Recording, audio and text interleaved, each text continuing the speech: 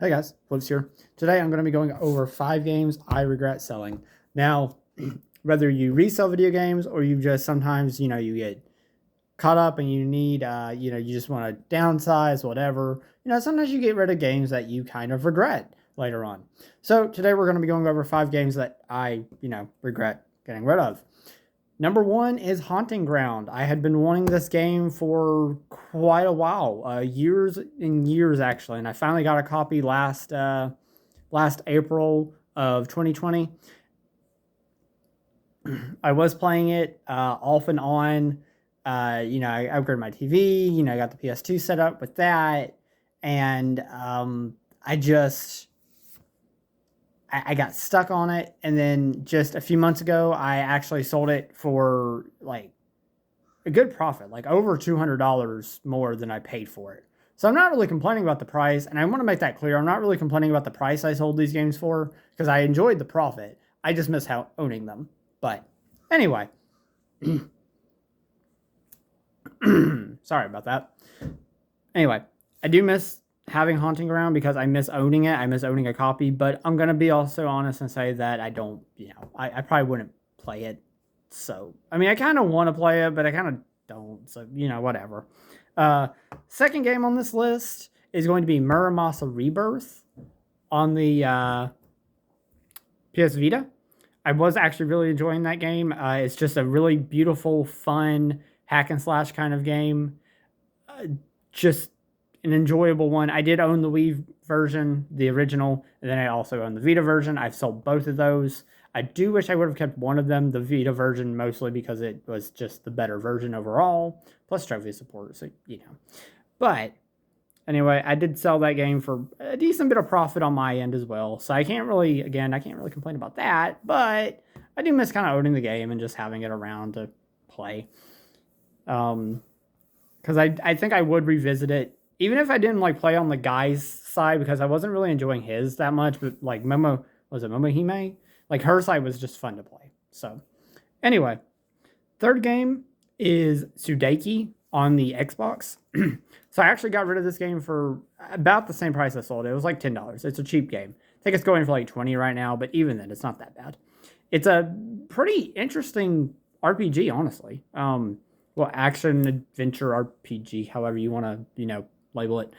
And honestly, it's just a really interesting game.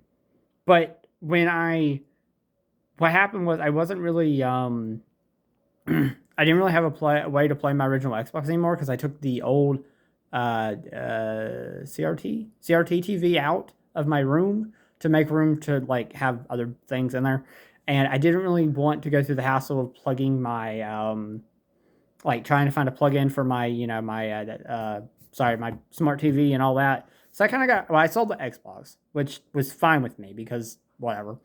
But, it's not backwards compatible on the Xbox Series X, and I could have plugged my 360 up, and I probably should have, but I just didn't. So I ended up selling it, and, it's one of those games I'm like, I kind of want it back, but I couldn't really play it anyway, so I'm not really gonna, whatever. And that actually brings us to the fourth game, because it's also an Xbox game, and that is Fatal Frame. Because I did own the original Fatal Frame on that game, too. I mean, on that system, too. But, okay, I still own the PS2 version, so it's just not that big of a deal. But I just kind of miss having it, because it was the, the better version overall.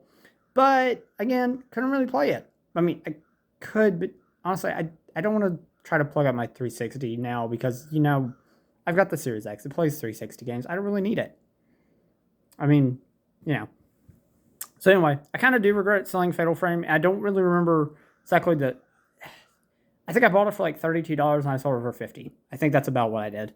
So, I didn't really get much out of that, but, I got a little, and I couldn't really play it. So it was just sitting there collecting dust. Now, that isn't to say I sold all my original Xbox games. I still have one, and I will never sell that game because that is Fatal Frame 2 and Director's Cut, and I will not get rid of that game. Absolutely not. But that is just one. Yeah, I kind of miss having the Fatal Frame game, even if I can't play it. I mean, But, it's better off with someone else who can use it. And the last game I want to talk about is Dual Heart on the PS2, because I also had that game. I played it as a child. I rented it as a child, and then I finally bought a copy like sometime last year for myself.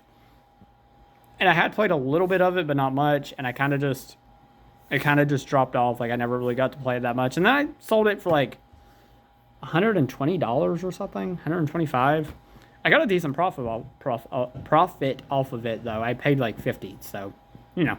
But I kind of just missed it because nostalgia, and I've always kind of wanted to play the game. I kind of I never really got to, and then I just that happened. I haven't played it, so yeah.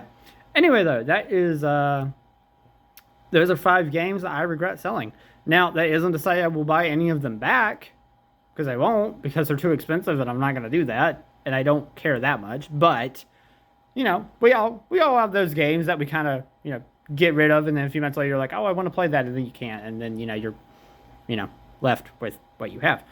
So anyway though, if you guys have any games that you regret selling, make sure to drop those in the comments. Just let me know, and make sure subscribe, hit the like button, all that jazz, all the good stuff. And I'll see you later. Peace out.